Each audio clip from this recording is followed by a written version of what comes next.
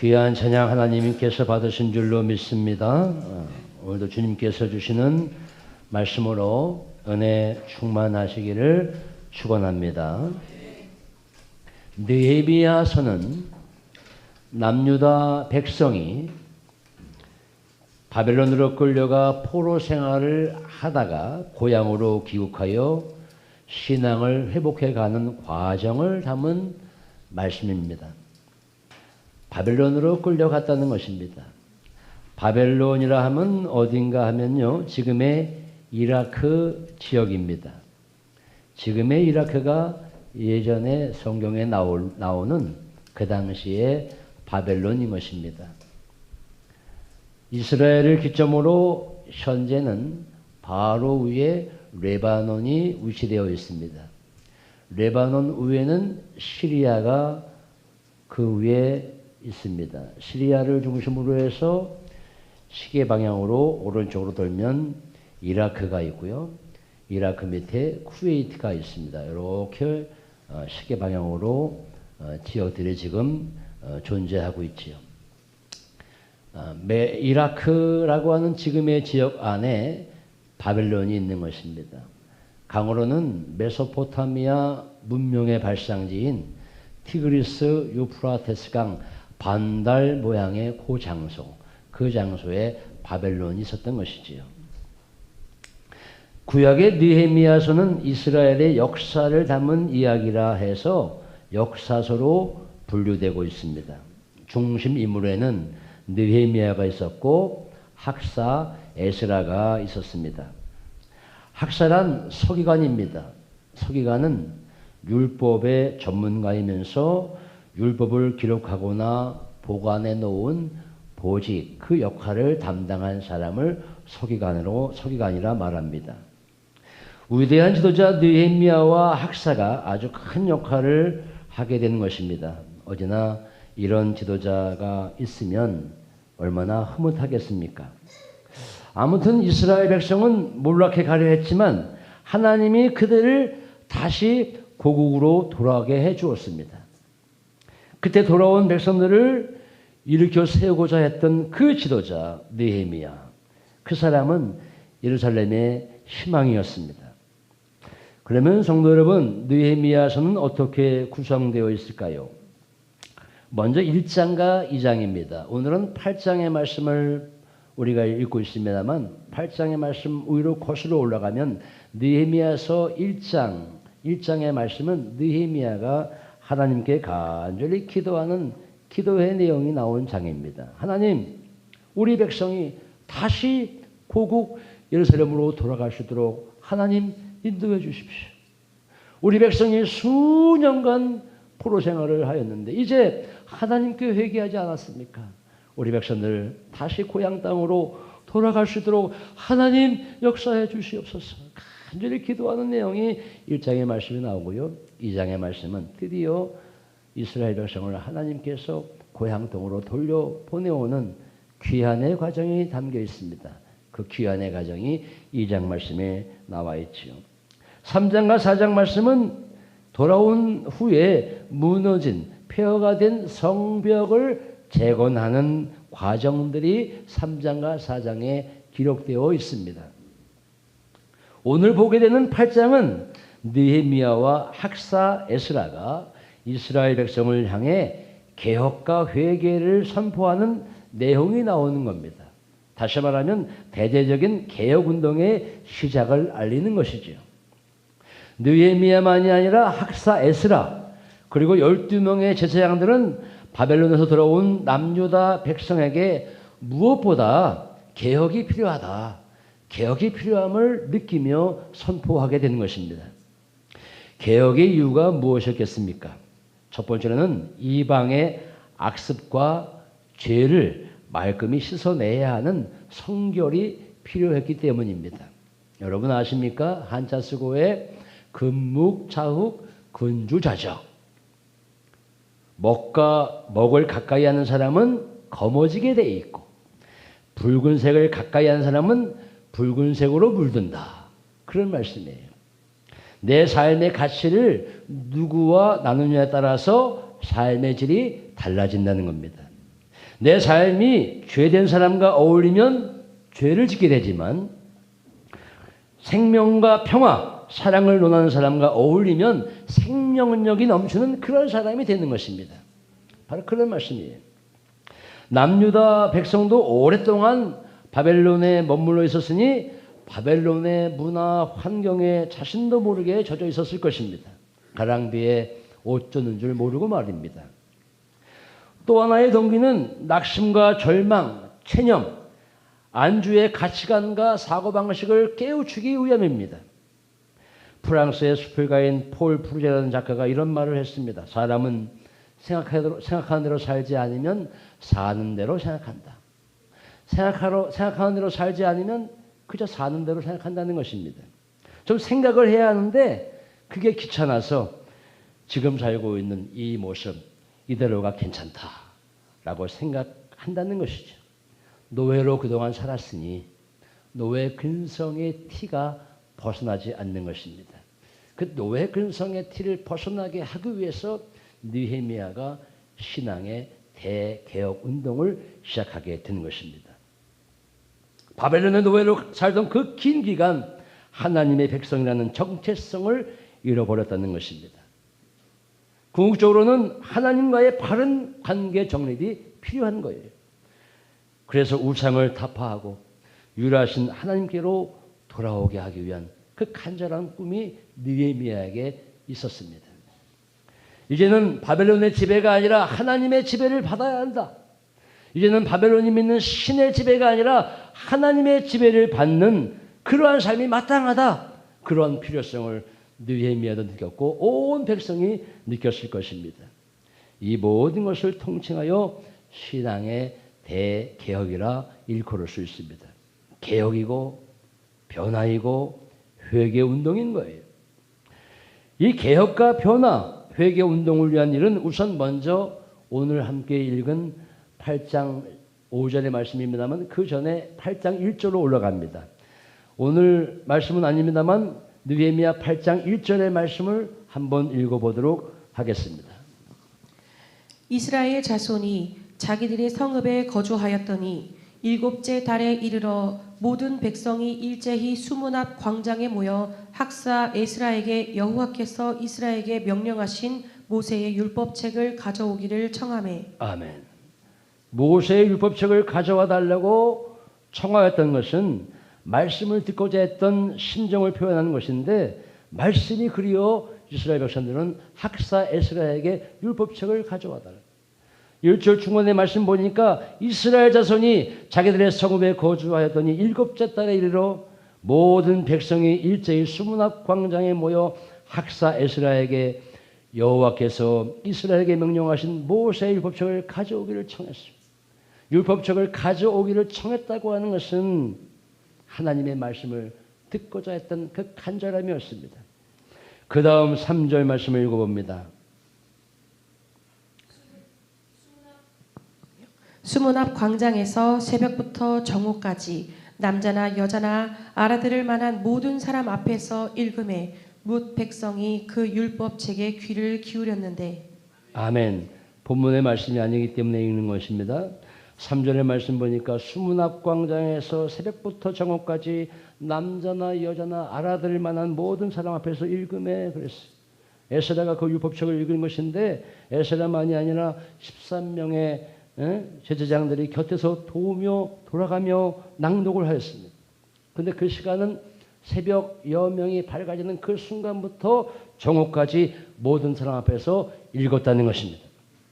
하도 오랜만에 느끼는 감격일 것입니다.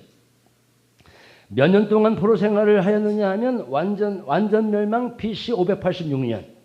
예수님이 태어나시기 전이니까 BC입니다. 586년에 멸망을 했습니다. 다시 완전 귀환한 것은 BC 444년입니다. 여러분 586년에 멸망을 했어요. 444년에 돌아왔습니다. 586년에서 444년 빼면 한 142년 됩니다. 그런데 완전히 멸망하지만 처음부터 멸망을 했고 또 완전 귀환했지만 그 전부터 귀환을 했어요. 보통 평균 한 100년은 포로 생활을 바벨론에서 하게 된 거예요. 그러니 하나님 말씀이 얼마나 그리웠을까. 100년 넘게 바벨론 생활을 하면서 포로 생활을 하였으니 얼마나 하나님 말씀을 사모했을까 상상을 한번 해보십시오.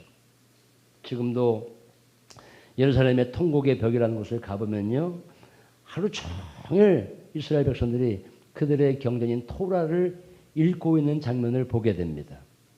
하루 종일 있습니다. 서서 읽는 사람이 있고요, 앉아서 읽는 사람도 있습니다. 하루 종일 그들의 토라를 읽습니다.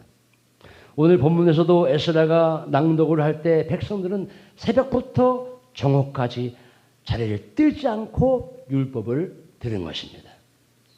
이것을 보면 개혁과 회개의 운동의 근간은 무엇이냐? 개혁과 회개의 운동의 근간은 영원한 빛과 진리가 되시는 하나님의 말씀에서 비롯된다는 것입니다. 회개의 운동과 개혁의 근간은 영원한 빛과 진리가 되시는 하나님 말씀. 이것은 개혁이 무슨 사람의 의지나 감정을 통해서 일어나는 것이 아니라는 것입니다.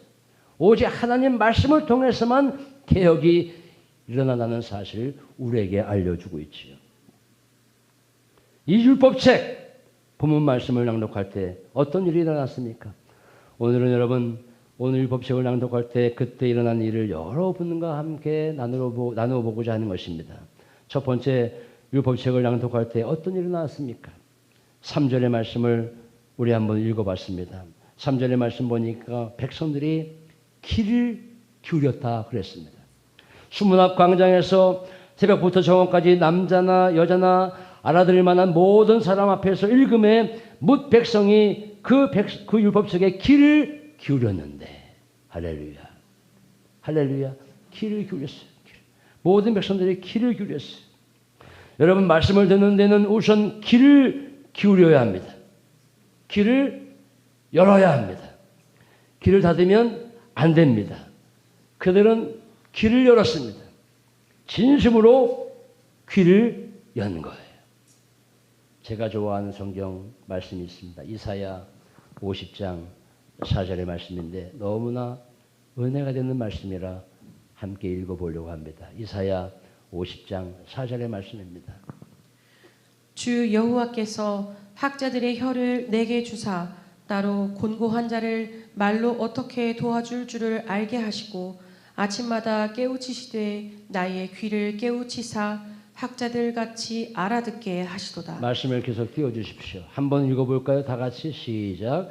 주 여호와께서 학자들의 혀를 내게 주사 나로 곤고한 자를 말로 어떻게 도와줄 줄 알게 하시고 아침마다 깨우치시되 나의 귀를 깨우치사 학자같이 알아듣게 하시도다. 주 여호와께서 학자들의 혀를 내게 주사 나로 곤고한 자를 어떻게 말로 도와줄 줄 알게 하시고 나의 귀를 깨우치사 학자같이 하나님 말씀을 알아듣게 하시도다. 주여, 나의 귀를 좀 깨우쳐 주십시오. 말씀을 들을 때 나의 귀를 좀 열어주십시오. 그래서 학자같이 그 말씀을 알아듣게 해 주옵소서.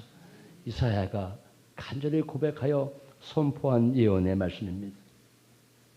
5절의 말씀이죠. 그래서 오늘 우리가 함께 보는 말씀의 시작 느헤미야서 8장 5절의 말씀이죠. 에스라가 모든 백성 위에 서서 그들 목전에 책을 펴니 책을 펼 때에 모든 백성이 일어서니라. 에스라가 책을 펴는 순간에 모든 백성이 그 자리에서 일어서니라. 그랬어요.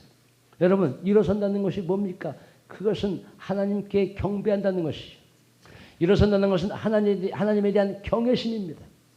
경외심이 뭡니까? 경외심, 경외감, 경외한다는 것은 두렵고 떨리는 마음으로 그분 앞에 선다는 거예요. 두렵고 떨리는 마음이죠. 그래서 지금도 어떤 교회에서는 말씀, 성경 봉독을 할 때 모든 분들이 다 일어나는 교회가 있어요. 왜? 너무나 존귀한 말씀이 나에게 들려온다. 그리하여 성경 봉독 시간에 일제히 일어나는 교회가 있단 말이죠. 남유다 백성들도 하나님 말씀이 너무 존귀한지라 누가 시킨 것이 아닙니다. 그 말씀이 들려올 때 책을 펼 때 모든 사람들이 일제히 자리에서 일어났습니다. 하나님에 대한 경외심입니다. 얼마나 많은 사람들이 모였을까요? 엄청난 인파로 모였을 것입니다. 예를 들면 우리 이슬람 교도들은 지금도 여전히 그들의 성지 메카에 모여 순례를 하게 됩니다. 넓은 광장에 엄청난 인파가 모입니다. 자기 평생에 우리 이슬람 교도의 교주가 되는 그 알라, 마호멧 그 성지인 메카에 가서 순례하는 것이 일상의 꿈이라는 거예요. 한번 모이면 엄청난 인파가 모입니다. 그래서 한 번은 압사당해서 사람이 죽었다는 그러한 이야기도 있습니다. 그것을 연상하시면 될 거예요. 모든 사람들이 일어났어요. 그 다음에 그들은 일어난 후에 무엇을 했습니까? 6절 말씀이죠. 위대하신 여호와 하나님을 송축했습니다. 송축했어요. 에스라가 위대하신 하나님 여호와를 송축하며 모든 백성이 손을 들고 아멘 아멘 하고 응답하고 몸을 굽혀 얼굴을 땅에 대고 여호와께 경배하니라. 송축했어요. 송축은 하나님을 높이다, 찬양하다 이런 뜻입니다. 그리고 나아가 아멘 아멘으로 응답했습니다. 여러분 아멘 아멘 아멘의 뜻이 무엇입니까? 정말 그렇습니다 하나님. 정말 그렇게 되는 줄로 믿습니다. 이런 뜻이 아멘입니다. 아멘 하는 것이 이상한 것이 아니에요. 이미 성경에 나와 있어. 에스라가 책을 펼 때에 다 일어섰고 송축하였고 아멘 아멘으로 응답했다는 거예요. 말씀에 감동이 되면 아멘으로 응답하는 거예요. 더 나아가 몸을 굽혀 얼굴을 땅에 대고 여호와께 경배했어요. 지금도 이스라엘 백성들은 하나님께 대한 경배로 땅을 얼굴에 대고 예배하며 기도합니다. 매스컴 통해서 많이 보셨지요? 땅을 얼굴에 댑니다. 이러한 백성들의 행위는 말씀으로의 복귀를 의미합니다. 다시 말씀을 붙들고 살겠다는 의지이며 다짐인 거예요. 말씀을 펴라! 말씀을 펴라! 새로운 세상이 열린다. 환호성을 친 거죠. 이 말씀으로의 복귀, 말씀의 회복이 바로 개혁운동의 시작인 것입니다. 그래서 느헤미야나 에스라, 남유다 백성들은 말씀을 듣는 것으로 마음을 합한 것입니다. 여러분, 하나님 말씀을 통해서만이 진정한 개혁의 시작이 된다는 것을 믿으시기를 축원합니다. 두 번째, 그들의 반응입니다. 7절 끝과 8절의 말씀 보면 이렇게 나와 있지요. 레위 사람들은 백성들이 제자리에 서 있는 동안 그들에게 율법을 낭독하고 해석해 주어 다 깨닫게 해 주었다. 그들은 말씀을 듣고 깨닫는 순간 어떻게 했습니까? 통에 자복하고 회개하였습니다. 9절 말씀 보니 백성이 율법의 말씀을 듣고 다 우는지라 그랬어요. 9절 말씀을 한번 띄워주세요. 9절 말씀.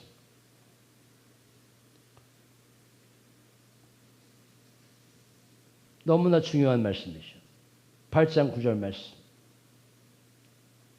9절 말씀 함께 읽습니다. 시작.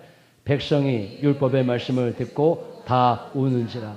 총독 느헤미야와 제사장 학사 에스라와 백성을 가르치는 레위 사람들이 모든 백성에게 이르기를 오늘은 너희 하나님 여호와의 성일이니 슬퍼하며 기쁘지 말라. 보십시오. 백성이 율법의 말씀을 듣고 다 우는지라 그랬어요. 울었다는 거예요. 눈물이 마구마구 쏟아졌습니다. 하나님, 제 잘못입니다. 포로 생활을 하게 된 거 그 누구의 잘못이 아닙니다. 그 바벨론의 신민은 그 군사력과 소술 때문에 우리가 포로 생활을 하게 된 것이 아닙니다. 하나님, 우리 모두가 하나님께 죄를 지었기 때문에 그렇습니다. 말씀을 펴고 송축하며 얼굴을 땅에 대고 기도할 때 너무나 울고 싶었습니다. 눈물이 저절로 나왔어요. 어떤 분은 기도할 때도 나도 모르게 눈물이 나옵니다. 어떤 분은 말씀을 읽을 때 나도 모르게 눈물이 나옵니다. 어떤 분은 찬양할 때 눈물이 저절로 나옵니다. 내가 의식해서가 아닙니다. 하나님께서 주신 은혜이기 때문에 저절로 눈물이 나오는 거예요. 이것이 바로 은혜이죠. 예루살렘 백성들이 눈물을 흘렸습니다. 하나님, 잘못했습니다. 다 나의 잘못이고 우리 민족의 잘못입니다. 심령이 가난한 자는 복이 있나니 천국이 저희 것이며. 무슨 말씀이에요? 영적으로 내가 가난하다 느껴질 때 비로소 내 말씀이 내 안에 들어와 빛이 되는 것입니다. 내 안에 내 속을 들여다보니 나는 너무 많은 걸 가지고 있어. 난 너무나 많이 알아. 그러면 말씀이 내 안에 들어와도 그 말씀이 나에게 빛이 될 수 없습니다. 그러나 내 안에 내 속을 들여다보니 나는 너무 허무하고 가난해 보여. 빈약해. 그때 말씀이 들어옵니다. 그 말씀이 나에게 빛이 되는 것입니다. 세 번째, 느헤미야는 울고 있는 백성에게 뭐라고 말하고 있습니까? 함께 읽었잖아요. 너희는 가서 살찐 것을 먹고 단 것을 마시되 준비하지 못한 사람을 나누어줘라. 회개하였지만 계속 울지 말라는 거예요. 세 번째는. 여러분들이 오늘은 성일이니 이 성일에 여호와로 기뻐하고 더 이상 슬퍼하지 말라. 더 이상 슬퍼하지 말라. 오늘은 성일이다. 여러분, 그랬더니 12절에 보니 모든 백성이 곧 가서 먹고 마시며 나누어 주고 크게 즐거워했다 그랬어요. 왜? 성일이기 때문에 그렇습니다. 너희들은 충분히 깨달았고 울었으니 이제 계속 울지 말라. 성일이니 함께 먹고 마시며 여호와로 인하여 기뻐하라. 영적인 친교를 하라는 겁니다. 성일이니 즐거운 교제, 친교를 해야 합니다. 아주 부득불 바쁜 사람 빼놓고는 점심을 꼭 자시고 애찬하고 집에 가시기 바랍니다. 영적인 교제 애찬도 예배의 한 흐름이고 예배의 연속입니다. 그래서 주님의 이름으로 애찬하는 것입니다. 말씀을 마무리합니다. 우리가 매주 지키는 이 주일은 여호와의 날입니다. 성일입니다. 성일이라는 거룩할 성자의 날일자가 합쳐진 것입니다. 거룩한 날입니다. 거룩은 구별되다의 뜻입니다. 구별된 날입니다. 일반적인 날이 아니에요. 일반적인 평일이 아닙니다. 구별된 날이 성일입니다. 더 나아가 하나님 말씀을 듣는 날이 여호와를 송축한 날이 성일입니다. 마음을 짓고 회개하고 또 그런 과정을 통해 변화와 개혁의 바람이 일어나고 또 함께 영적인 교제를 나누는 그런 복된 교회가 되었으면 합니다. 사랑하는 교회 여러분, 말씀을 펴서 그리스도인으로서 정체성을 찾고 굽은 허리와 접힌 날개를 펴십시오. 그래서 하나님 말씀을 통한 개혁의 일꾼이 되어가시기를 주님의 이름으로 축원을 드립니다. 기도하겠습니다.